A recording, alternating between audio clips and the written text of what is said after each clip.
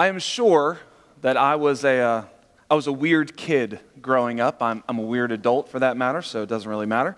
I can remember hearing a missionary story in a backyard Bible club one afternoon, and then coming home and making believe that I was that missionary. I remember doing the same thing after I read a preacher's biography when I was in second grade.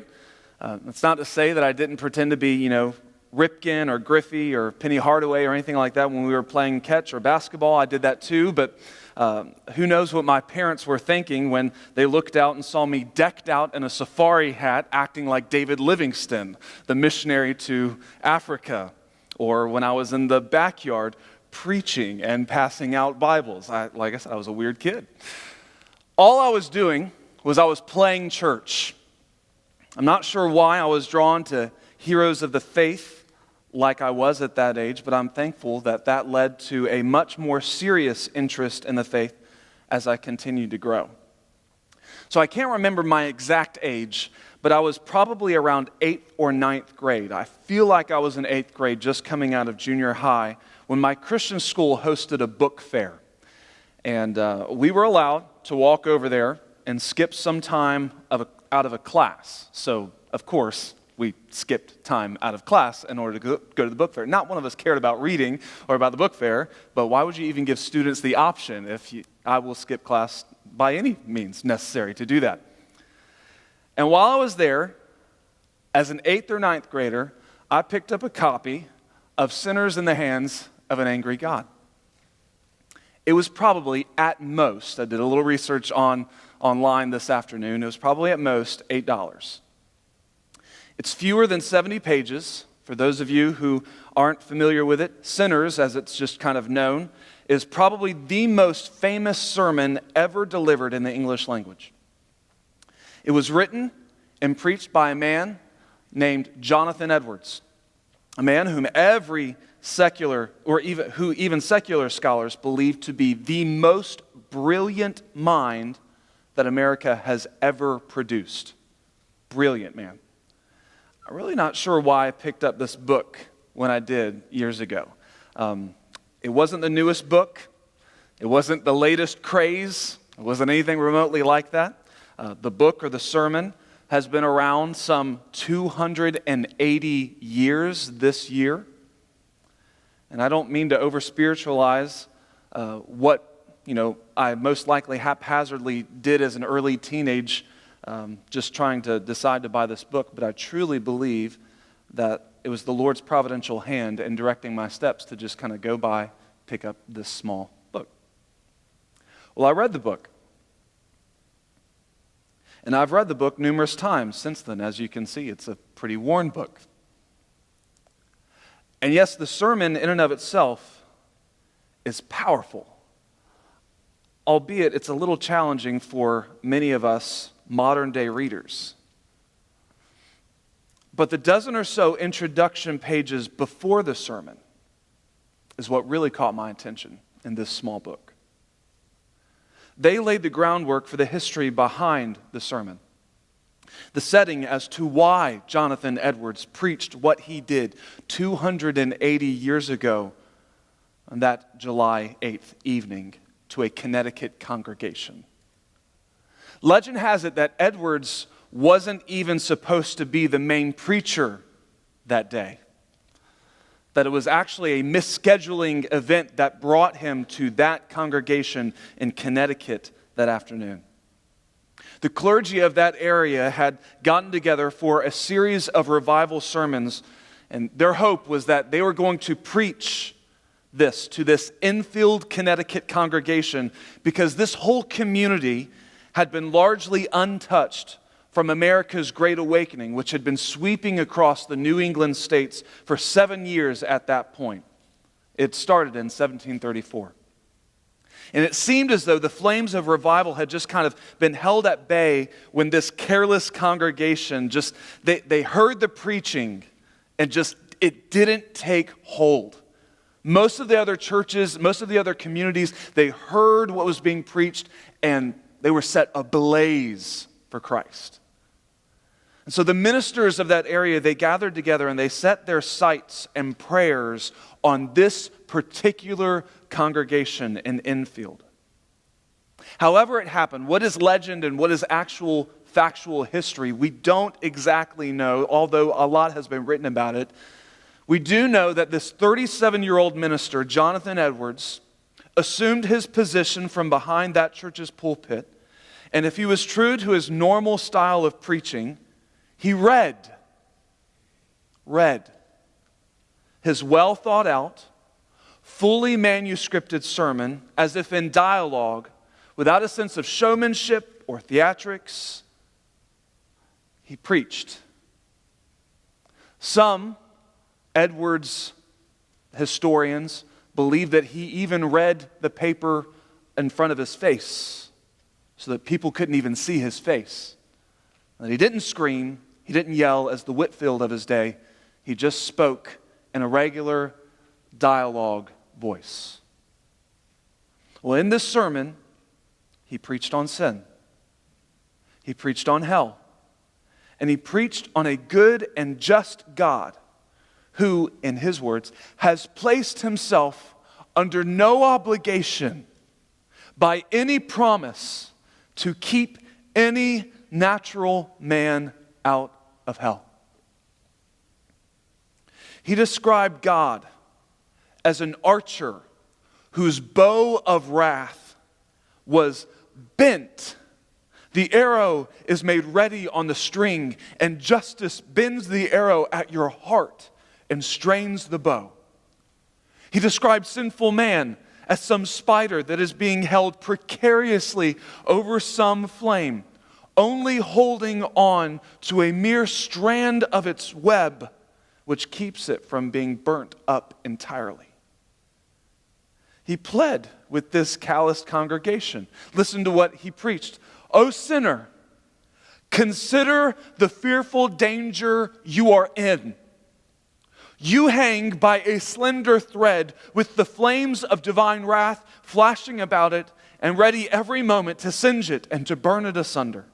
Yet you have no interest in a mediator and nothing to lay hold of to save yourself, nothing to keep off the flames of wrath, nothing of your own, nothing that you have ever done, nothing that you can do to induce God to spare you for even a moment. It's a powerful sermon that every Christian ought to read. No excuses. 64 pages, huge 15-point font. You can read it in less than an hour. But the thing that struck my teenage heart most, and it still does to this day about this sermon, was the simple historical fact that Jonathan Edwards did not even get the chance to finish preaching the sermon. This most masterful and highly evaluated sermon ever preached in the English language, that even public school seniors still read and dissect today, 200 plus years later. It's touted as a masterpiece of oratory and studied by even non-Christians with great appreciation. This great sermon had to be stopped short. Listen to what the historian and pastor Dr. Josh Moody wrote concerning that day. He writes, "The people listening shrieked and cried out, and the crying and weeping became so loud that Edwards was forced to discontinue the sermon. Instead, the pastors went down among the people and prayed with them in groups. Many came to a saving knowledge of Christ that day." As a young teenager reading that sermon and that fact of its historical background, you have to know that I longed for something even remotely close to what God had done through Edwards' ministry. Not emotionalism, but real, actual revival. As if you could take away any of the emotion away. You take away any of the oratory that might be involved in preaching, any of the crying from a preacher, or anything else that might bring the congregation to an emotive sense, which is not in and of itself evil. But if you could just take all that away, and the Holy Spirit just meet with His people, and for God to do something, not hyped up by Southern Gospel or the newest track cut by Hillsong, as good and edifying as both of those might be, but a revival that was akin to what happened when they dedicated the tabernacle and the temple, when God's glory fell so thick upon His people. Now, do you remember what they had to do? They had to actually stop the church service because the glory of God filled the temple. The priests had to run out. They could no longer minister. The musicians could no longer play. And the preachers had to stop his sermon short. I long for that day in words that I cannot really even express. But I have never been more convinced than at this point in my life that the reason we do not have anything remotely close to that today is because far too many of us are the grade school Corey pretending in the backyard, playing church. There was a man very much like that. And John, the beloved apostle, like that was his nickname, John the Beloved. He wrote most about the love of Christ. Just read John 3:16. Just read 1 John. He is focused on the love of Christ, yet John takes an entire epistle, small though it may be, and he takes aim at this man who is playing church, causing problems, stirring up strife. John might be the beloved apostle, but you can definitely hear the notes of the other nickname that Jesus had given he and his brother James years prior. Do you remember what that nickname was? Sons of Thunder. The thunder is coming out in 3 John a little bit more than the beloved apostle is. This small letter, it's written from John striking his pen to put a man by the name of Diotrephes in his place and to warn him, cease and desist. It's addressed, we've read it already, to a faithful Christian named Gaius, right there in the very beginning. We don't know any more about this man except that John calls him beloved a couple of times, that John believes that he is doing a great work, and the fact that John calls him one of his children. So we glean from that John actually led Gaius to the Lord. But there is so much more that we don't know here in these few 14 verses. Like, which Gaius is John talking about in this passage? You see, there are 3 mentioned in the New Testament. There's one in Corinth, there's one in Macedonia, and there's one in Derbe. If we don't know which Gaius we're talking about, then it's almost impossible to know what role Gaius played. Was he the pastor? One of the elders? A deacon? A layman serving without title? We have no idea. Just a loved one of John who is his son in the faith, who he's writing to. We don't even know the church to whom John is referencing here in this epistle. We don't even know who Diotrephes is or was.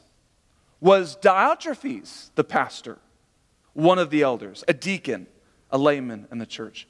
We have no idea other than that he held a apparent great sway of influence over the whole congregation and that he even had the power, or he thought he had the power, to excommunicate some in this church to whom John is writing, along with Gaius. It's a pretty upsetting issue altogether, where it actually seems that there is some lost letter between John and this church, whichever church it might be. And it seems to be that Diotrephes has actually intercepted this letter, and he has refused to read it to the believers in this local church. It's as if he has ripped it up. We see that in verse 9 of this epistle, where John says, I wrote to the church, but Diotrephes, who loves to have the preeminence among them, does not receive us. This man, Diotrephes, he has gone rogue. He is out of control. He is doing what he wants to do without checks, without balances, without wise counsel. He looks to make a name for himself, and he doesn't want to share in the running of the church. He only wants things his way, even when there is no biblical basis for why he wants things his way or what he wants done his way. Now, there are many attributes that John warns us against having, as seen in Diotrephes. And there are many character traits that John affirms all Christians ought to have, seen in the lives of two faithful servants that he mentions in the text, Gaius and Demetrius. Gaius and Demetrius, they are consistently living out the gospel through their hospitality, through their testimony, both among and to believers and non-believers. Essentially, what Paul says of Gaius and Demetrius is that the guys at the office with whom they work, they say the same thing about these men as the people in their Sunday school class do. They are consistent, constant, and they live up to what the gospel teaches. Diotrephes, on the other hand, he is the antithesis of the gospel. I kept you a little longer this morning than I intended. I realize that. So I'm going to keep it brief tonight. The two reasons why I say that Diotrephes was playing church, whether elder or deacon or layman, whatever his title or non-title may have been, was because he had this testimony. Two things. First one, he prattled on about John and sincere believers. He prattled on about John and sincere believers. Now, we don't use that word very often, prating, prattling, but it's a good word that the King James and New King James use here. Diotrephes rattled on about nonsense that he didn't know enough about in order to try and condemn other believers. If I were to read into this issue, it seems to me that Diotrephes was trying to make mountains out of molehills, and he was trying to condemn John and alienate others that he sent his way in order to build himself up and look competent. It's really easy to look smart if you chase away anybody who might challenge you. And that's exactly what Diotrephes has been doing. To this, John writes scathingly, I might add, if I am able to get there soon, you better believe that I'm going to call him out for that nonsense. That's the Corey version. If, and I do mean if, this epistle was read in the church service, as was the norm for most apostolic letters, so I think it probably was.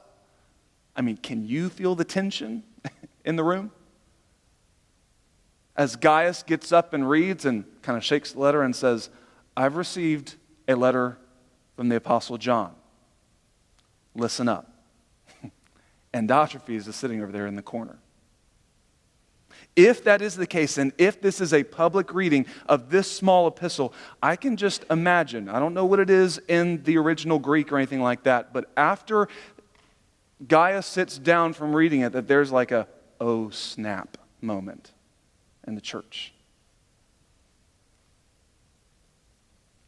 The reason, though, that Diotrephes felt like he could get away with this kind of thing, and it seems like he did this without any confrontation, sadly, is because no one withstood him.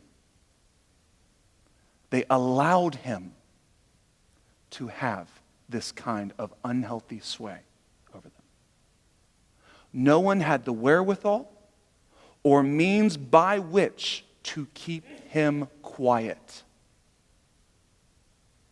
And that's because Diotrephes' whole Christian life was focused on this single point.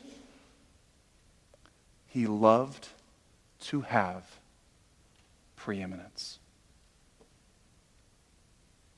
This is the whole point of the text, the whole point of this small epistle. Diotrephes loved to have center stage. He wanted the lights on him. And for John, who has spent a good deal of his time in his other epistles writing about actually seeing, actually touching, actually hearing Jesus, he knew that Diotrephes' mindset was exactly opposite of what Jesus lived by. Jesus wanted to be the servant of all. Jesus was the one who took off his coat. Jesus was the one who cleaned dirty feet. Jesus was the one who preached about taking the lesser seat, allowing others to be first, ministering to the least of these. Jesus was the one who made the disciples stop turning children away, and he bent down with open arms and said, "Blessed are they, for such are the kingdom of heaven." That's Jesus. Hear me.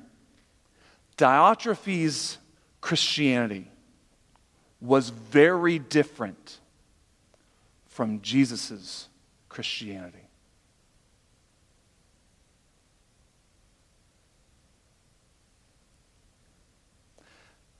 And it showed. This idea of constantly wanting to have preeminence, this idea of always getting things done his way,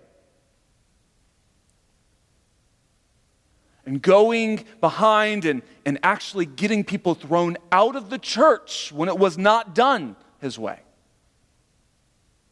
It stood in stark contrast to the Jesus who left glory, took on disgusting human flesh, and died a bloodied death to redeem mankind. For those who long to have preeminence, all we are doing is playing church. It's the thing you do every week. It's the outfit you wear. You have about 5 of them. You switch them on and off so that people don't see that you're wearing the same thing every week. You come in, you shake the hands. You check your list off on the Sunday school roll. You grab the hymn book, open the Bible. You know it, if no one else does. Playing church. When Jonathan Edwards preached to that Connecticut congregation, he was preaching to church members a salvation message. And they realized they were not believers. They had the history of them being members on this church roll. But they had no sense of actually being a follower of Christ. And that is why, during a salvation message to a group of church members, he preached sinners in the hands of an angry God. And that is why he had to stop within a few dozen minutes into the sermon, because they realized that they were lost. Diotrephes, to our knowledge, he never has that reckoning. We don't know what happens after this.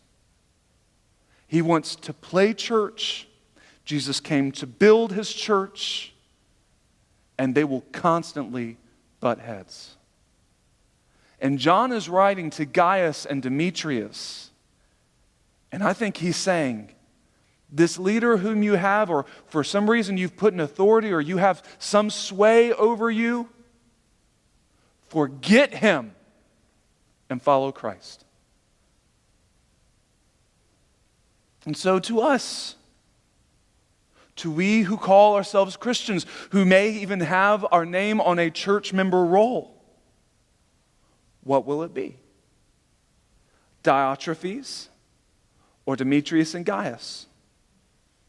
Is it going to be preeminence? Always my way? Prattling on? Constantly moving the mouth when you ought to keep it quiet? Or will it be serving and edifying? You choose. When we stop playing church and actually become the church, then and only then will the blessings come. You say, Corey, who has done you wrong? That really isn't the issue. The issue is that I believe, even at New Hope Church, where I'm so thankful for our legacy and our heritage, our statement of faith. We've talked about that for the last 2-3 weeks. I'm so thankful for this. But I'm convinced that there are people playing church, not being the church. Would you this evening open God's Word and read 3 John again?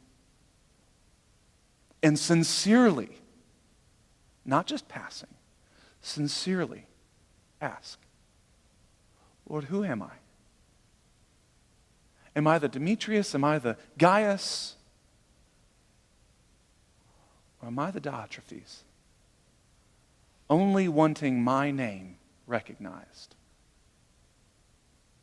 Only prattling on about things that I want to happen.